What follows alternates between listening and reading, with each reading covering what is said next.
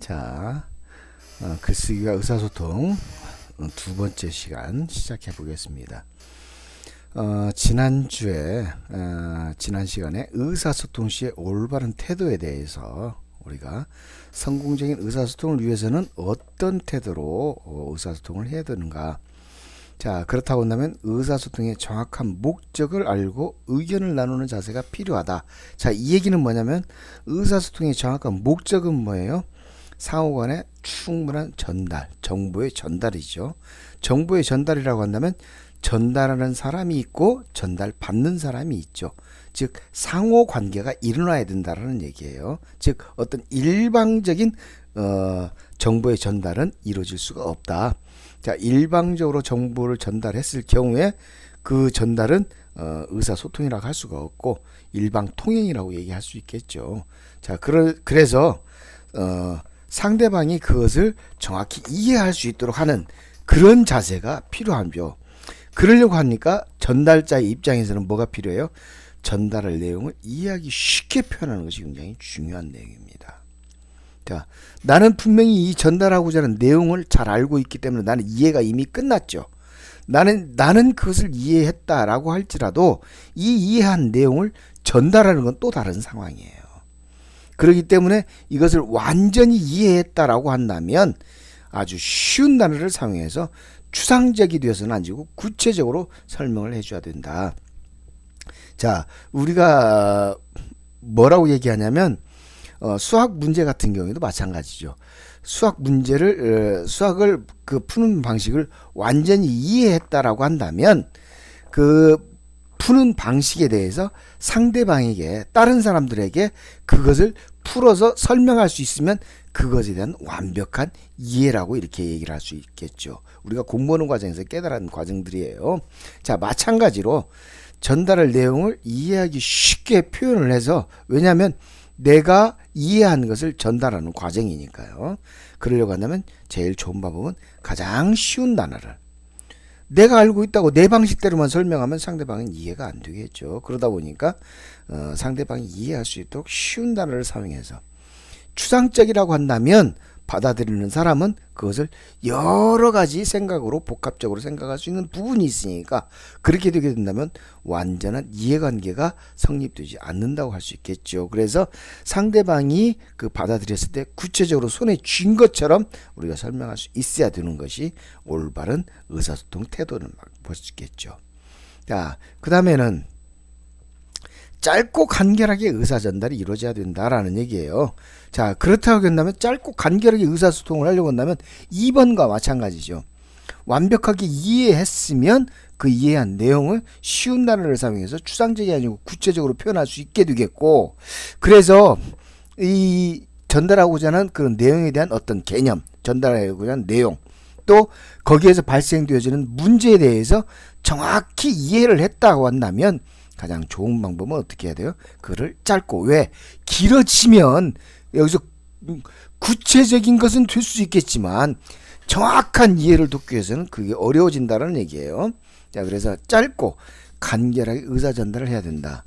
그래서 지난 시간에 그 대웅제약의 사례를 통해서 1분 안에 전달해야 된다라고 하는 부분, 그 1분이라는 시간, 꼭 진짜 60초라는 그 시간을 얘기하는 것이냐, 그 얘기가 아니죠.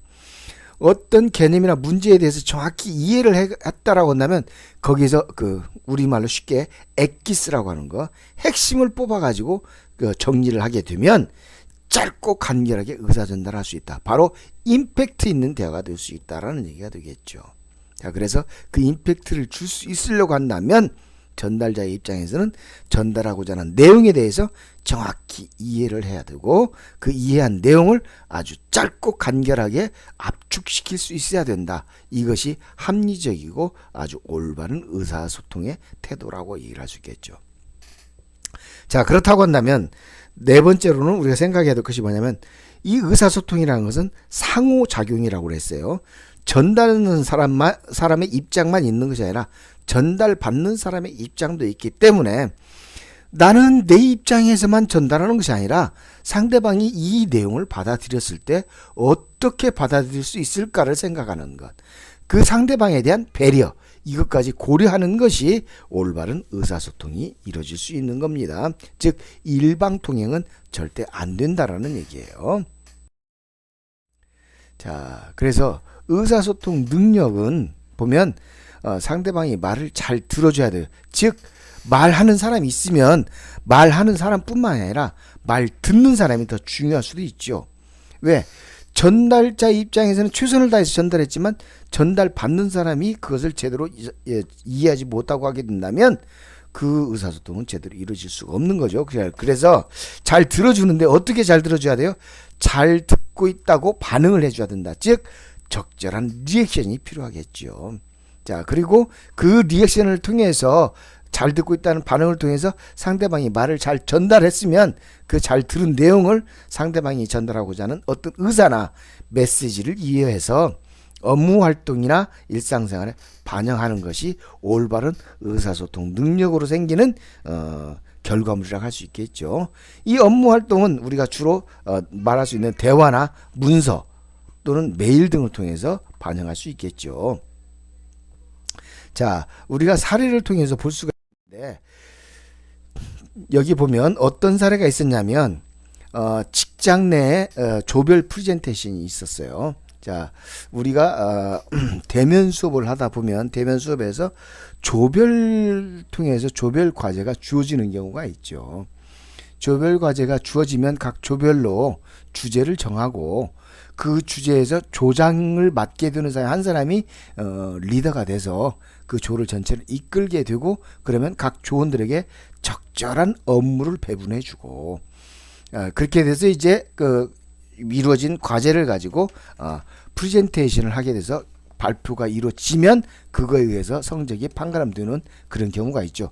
그런데 보면 이 조별 과제를 하게 됐을 때 잘 되는 조가 있는가 하면 아주 하고 나서도 복잡하고 그리고 나중에 그 분위기가 굉장히 어색해지는 그런 친구들도 있어요. 자, 여기 그 내용을 통해서 보면 이런 일들이 비일비재하기 때문에 이랬을 때 어떻게 해결을 나갈까 한번 그 과정이 여기에서 의사소통이라는 것의 중요성을 한번 생각할 수 있는 부분이 되는 겁니다. 자, 조별 프레젠테이션이 있었는데 입사 동기인 나대화 사원과 K 사원이 있었어요. 자, 그래서 각각 역할 분담을 했는데 K 사원이 PPT를 작성하고 L 사원이 그 PPT를 작성하기 위한 자료를 수집하고 P 사원은 작성된 PPT를 발표하고 그 다음에 C 사원은 이것들을 총괄하는 그런 역할을 하게 됐어요. 자, 그래서 준비 기간이 주어졌고 이 준비 기간 일주일 동안에 모든 작업이 다 각각의 주어진 역할에 따라서 하게 됐는데 K사원 즉 PPT를 작성하는 K사원만이 집안일을 핑계로 PPT 작성을 못하고 나대화 사원한테 이걸 맡겨버렸어요. 얘기했던 것처럼 나대화 사원과 K사원은 입사 동기라고 얘기했죠. 그래서 K사원이 이걸 못하니까 누군가는 해야 되겠죠. 자, 바로 여기에서 조직에서의 그 조직력이라는 부분입니다. 모두가 균일한 능력을 가지고 있고 하게 된다고 한다면 어느 한 부분에서 분명히 펑크가 나는 경우가 생길 수가 있어요. 자, 그 펑크가 나는 경우에 그 부분을 누군가는 감당을 해줄 수 있고 그 부분을 보충해 줄 수 있는 그런 것이 바로 참다운 조직력 팀워크라고 얘기할 수 있겠죠. 자, 그래서 나대화 사원이 이 PPT 작성을 그 도맡아서 하게 됐어요. 자, 그래서 중간 모임에서 이제 그 중간까지 그 결과 보고가 있겠죠. 바로 나대화 사원이 이 사실을 다른 조원들에게 말을 하게 됐어요. 자, 그렇게 되면 마찬가지로 여기 K 사원은 완전히 모든 사람들에게 질타의 대상이 되겠죠. 그 사람 때문에 이 조가 완전히 풍지박산이 될 수가 있는 상황이기 때문에 자, 이렇게 되니까 한 사람의 비난이 모아지니까 이 나머지 조원들과 또 여기에서 입사 동기니까 얼마나 가깝습니까? 입사 동기는 그 직장에서 끝날 때까지 평생 같이 가는 거거든요. 그렇기 때문에 이로 인해서 그 아주 친근했던 그 관계가 서먹해질 수 있는 상황이 되고 말았는데, 이 상황이 여기서 끝났으면 우리는 어떤 결과를 얘기할 수가 없겠지만, 여기 이 중간 모임에서 분명히 문제점이 발생을 했어요. 하니까 여기에서 나대화 사원은 K 사원, 자기 동기인 K 사원에 대해서 이 업무 시간이 끝나길 기다려서 대화를 할 것인가, 혹은 어떻게 말로서 얘기를 해볼까, 아니면 어떻게 전달해야 될까 고민을 많이 했죠. 자, 그런데 문제는 뭐냐면, 말로서 하다 보면 그 부분에 있어서 감정이 그대로 전달될 수 있는 부분이 있어요. 그래서 또 말을 한번 뱉어버리면 그것을 주워 담을 수는 없죠. 자, 그래서 고민하다가 문자를 보내게 되는데, 문자로 보내게 되는 이유는 뭐냐면, 정확히 의사 전달을 가능한데, 그 정확한 의사 전달을 위해서 이 문자는 계속해서 자기가 마음에 들 때까지 고치고 또 고칠 수가 있겠죠. 그래서 배려해서 쓸 수 있는 내용이 나왔는데, 집안 사정 때문에 시간이 부족했을 텐데 그런 부분을 배려하지 못해서 미안해. 자, 분명히 나대하 사원이 잘못한 건 없죠. 그런데 나대하 사원이 미안하다라고 얘기를 하고 있어요. 내가 조금 더 신경 써서 마무리하도록 할게. 자, 바로 중요한 것이 뭐예요? 상대방에 대한 배려죠. 자, 이렇게 배려를 할 수 있도록 하는 부분은 뭐냐면, 말로써 전달되어지면 아주 좋은 분위기에서 이런 것이 이루어진다면 더 말할 나위가 없겠죠. 자, 그런데 이 감정이 앞설 수 있는 상황이 생기게 된다면 이 그 감정을 실어서 하는 말이 오히려 이런 분위기를 더 악화시킬 수 있기 때문에, 이런 감정을 최대한으로 자제시키고 선별해서 문장을 보내는 것. 자, 내가 조금 더 신경 써서 마무리하도록 할게. 너도 틈난 대로 함께 하자. 자, 이렇게 보내면 분명히 K사원은 K사원대로 자기가 분명히 맡았던 역할이 있는데 자기의 집안일로 인해서 이것을 망쳐버린다라고 한다면 얼마나 미안한 마음이 많겠어요. 자, 그런 상태에서 지금 벙어리 냉가슴 앓듯이 말도 제대로 못하고 있는 상황에서 그 자기의 역할을 대신해주는 아주 동기 K사원의 이런 문자를 받으면, 미안하다는 문자를 보면 얼마나 더 미안하겠습니다. 자, 이렇게 미안한 감정을 가지게 되니까 바로 K동료는 또 뭐라고 얘기를 해요? 나도가 그동안 내 역할을 잘못해서 항상 미안하게 생각하고 있어요. 자, 이게 솔직한 마음이죠. 분명히 죄책감이나 미안한 감을 많이 갖고 있었어요. 자, 그런 상태에서 이렇게 말해주면 너 왜 그랬어요? 비난하지 않고 이렇게 상대방이 배려해주는 마음으로 말해주니까, 말해줘서 고맙다. 자, 그렇다고 한다면 여기서 끝나는 것이 아니라, 여기서 끝나면 이제 K사원은 책임을 면피하는 걸로 끝나게 말겠죠. 자, 그렇다고 한다면 여기서는 아름다운 결과가 나타나지 않는데, 결국 이렇게 해서 이 조원들 사이에서 의사소통이 제대로 이루어져서 결론은 뭐예요? 꼭 1등 했으면 좋겠다. 그렇게 된다면 K사원은 이제 더 분발을 했겠죠. 나대하 사원은 나대하 사원대로 자기가 K사원이 했던 부분 더 보충해서 이렇게 서로 또 팀워크가 이루어졌으니까 팀이 단합해서 결국 최선을 다해서 준비하면 좋은 결과가 나오게 됐죠. 그래서 결국 1등 하게 됐다라는 얘기예요. 자, 그래서 의사소통 능력을 사례로서 지금 보여주면 문제 해결을 위한 접근법에 주목을 해봐야 되겠죠. 자, 이 문제를 해결하기 위해서 나대하 사원은 어떤 것을 얘기했는지, 우선 중간평가 기간에 모여서 얘기했을 때 분명히 문제점이 드러났어요. 문제점이 드러나서 서로 이렇게 상호 비방을 하게 되고 그러는데, 이 자리에서도 K사원은 없었겠죠. 자, 그랬는데 이 지금 해결할 수 있는 방법이 나대하 사원이 고민을 했죠. 근데 나대하 사원이 이렇게 고민한 이유는 뭐냐면 서로 동기이기 때문에 입장이 서로 완만할 수 있다는 얘기죠. 그렇기 때문에 했는데, 자, 여기서 할 수 있는 방법은 불러서 얘기할 수 있는 방법도 있을 것이고, 하지만 여기서는 뭘 선택했어요? 문자 메시지라는 의사소통 수단을 선택했다라는 얘기예요. 자, 문자 선택의 중요점, 문자 메시지는 아까 그대로 생각했던 것처럼 생각할 수 있는 시간을 많이 갖고 할 수가 있겠죠. 우리가 문자 메시지 말고 말로써 하는 언어적 의사소통은 한번 뱉어놓으면 다시 주워 담을 수는 없지 않습니까? 그렇기 때문에 문자 메시지라는 의사소통 수단을 통해서 서로 입장을 이해하고 원만히 문제를 해결할 수 있었다. 즉 얘기했던 것처럼 상대방의 입장까지 배려해서 아주 간결하고 핵심적인 내용을 전달했는데 비난의 내용은 피할 수 있었다. 그래서 격식을 갖춰서 상대방의 입장을 굉장히 배려한 그런 내용이 있었기 때문에 상대방도 그 내용을 충분히 이해하고 그것에 대해서 바로 잘 받아들였기 때문에 상호 의사소통이 완벽하게 이루어졌고 그래서 좋은 결실을 가졌다는 것이 사례 1번에 해당합니다. 여기 J팀장의 사례는 별도로 설명을 하지 않겠지만 역시 마찬가지예요. 팀장으로서 팀원들을 꾸려나가는 데 있어서 심적 부진이 나타나고 어려움에 직면한 부사의 의사소통 사례를 보게 되면 결국 J팀장은 그 조원들에게 그 업무 지시를 제대로 받아들이는지 어쩐지에 대해서 결코 비난하거나 하지 않고 자기 자신이 부족하다는 것을 깨닫고 내가 부족하니 나의 부족함을 여러분들이 채워달라라고 이렇게 접근하는 방식으로 해가지고 그 팀원들을 독려해서 잘 그 어려운 실적 부진을 이겨냈다라는 얘기가 사례 2인데 이것은 사례 1에서의 상황과 거의 비슷한 내용이기 때문에 바로 건너뛰도록 하겠습니다.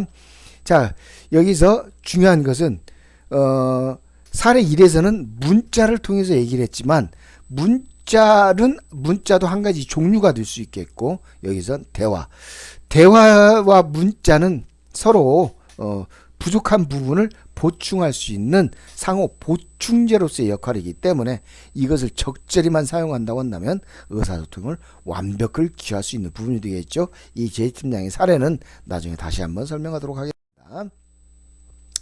자, 그래서 성공을 위한 두 능력을 보면 말로써 표현하는 능력과 그 다음에 글로써 표현하는 능력이 나타나는데 바로 이 두 가지가 뭐냐면 의사소통 능력의 두 가지 요소예요.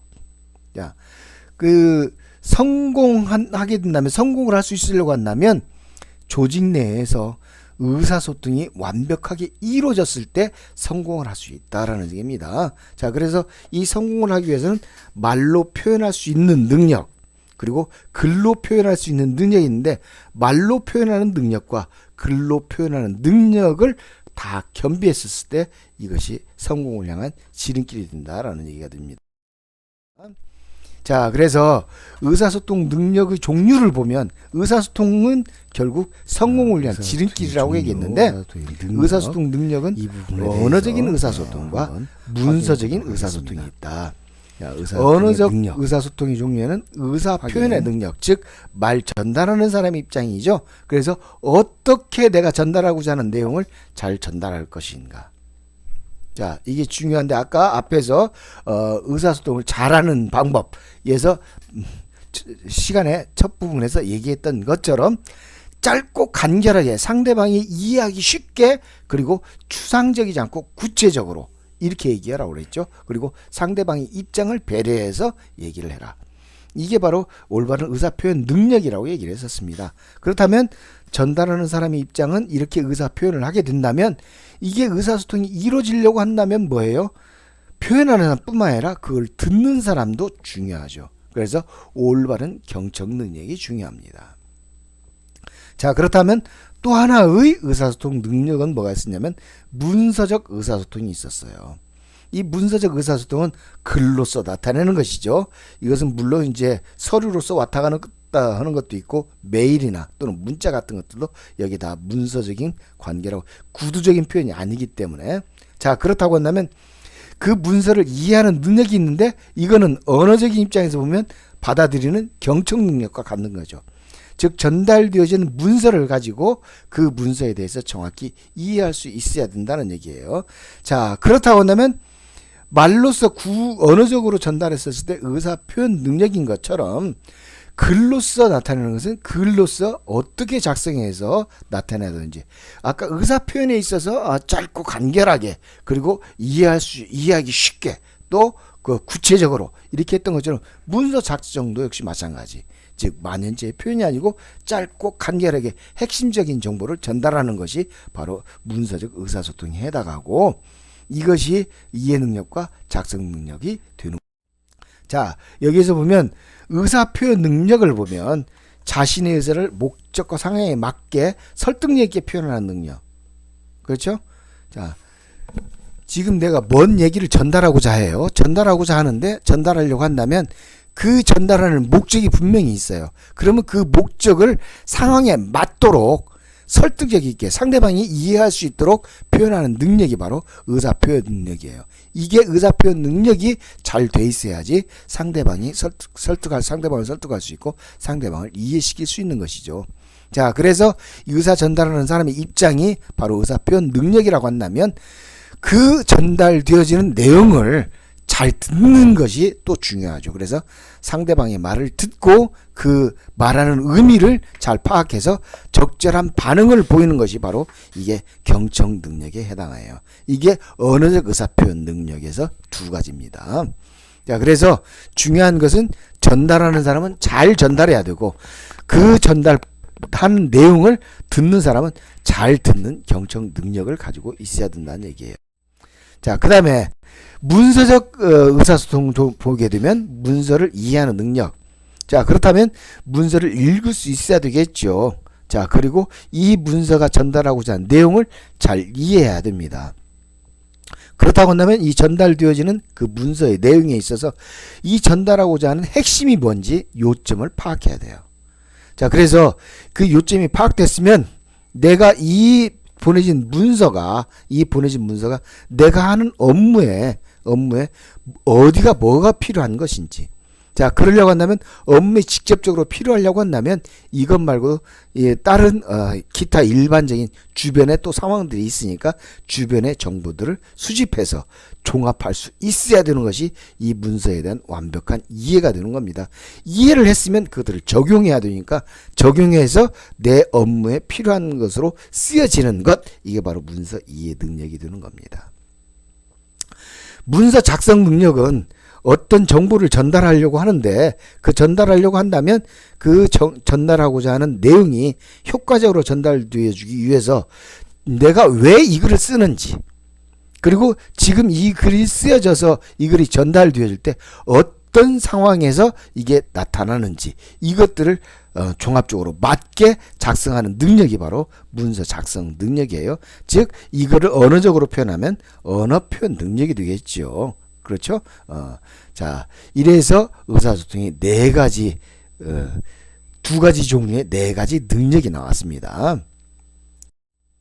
그래서 언어적 의사소통과 문서적 의사소통 두 가지가 있고 이것을 비교를 했었습니다. 자, 그래서 언어적 의사소통이 갖는 점은 뭐냐면 정확성을 기하기 어렵다. 이 얘기는 뭐냐면 말은 한번 전달되어지면 그거를 되담을 수가 없죠. 그래서 한번 지나가면 그만이에요.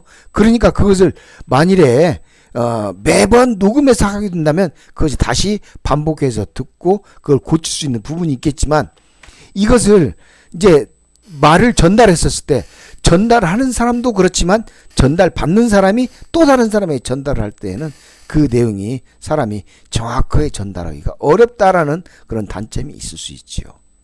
자, 그래서 언어가 가지는 그런 문제점은 뭐냐면 그 정확성을 기하기 어렵다. 한번 뱉어진 말로서는 그것을 다시 정확히 전달할 수 있는 방법이 없다라는 점. 그런데 장점은 뭐냐면 상대방의 반응이나 감정을 살필 수가 있기 때문에 상황에 맞게, 상대방에 맞게 우리가 전달할 수 있다는 얘기예요.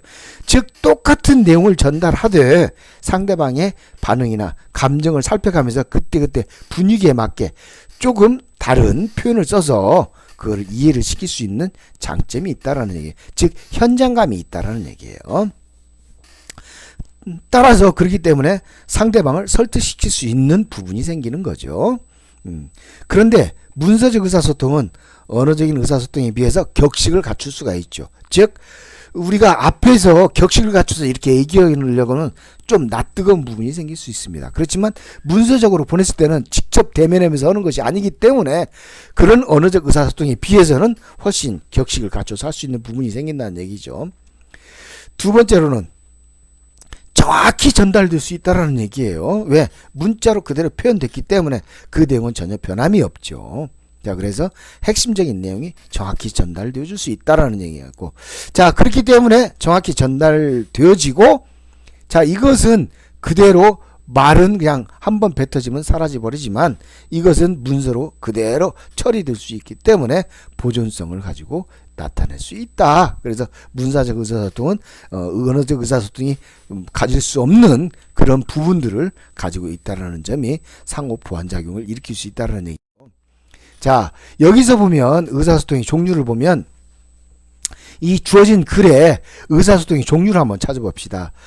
근무하는 A씨가 아침부터 밀려드는 일에 정신이 없는데 고객사에서 보내온 주방용품 컨테이너 수치 확인서를 보내야 하고 운송장을 작성해야 하는 일이 꼬여버려 국제전화를 걸려오는 수치 확인 문의 전화. 지금 언더라인은 쳐져 있는 부분들을 잘 보세요. 다른 고객사에 클레임을 받느라 전화통도 불이 난다. 어제 오후 퇴근하기 전에 누구누구 대리에게 운송장을 영문으로 작성해 누구누구 씨에게 줄 것을 지시한 메모. 여기도 지금 언더라인 쳐 있어요. 책상에 놓고 왔는데 대리가 아마도 못 본 모양이었다. 아침에 다시 한번 얘기했는데 대리는 엉뚱한 주문서를 작성해 놓았다. 그래서 다시 클레임 관련 메일을 보내놓은 참이다. 이렇게 됐어요. 자, 이렇게 됐을 때 오후에 있을 회의 때 발표할 주간 업무 보고서를 작성해야 하는데 시간이 빠듯해서 지금 큰일이에요. 지금 여기 일이 지금 여러 가지가 꼬였죠. 하지만 하늘은 스스로 돕는다는 마음으로 모 씨는 차근차근 업무 정리를 시작했다. 자, 여기서 지금 수치 확인서, 운송장, 수치 확인 문의 전화, 운송장을 영문으로 작성, 메모, 주문서, 클레임 관련 의사소통의 종류에 대해서 우리가 얘기를 나눠봤습니다. 자, 그러면 다음 시간에는 보다 구체적인 의사소통 능력, 문서적 의사적 언어소통 능력, 언어적 의사소통 능력에서부터 시작해가지고 하나씩 여러분들과 같이 해나가도록 하겠습니다. 자, 여기서 마치도록 하겠습니다.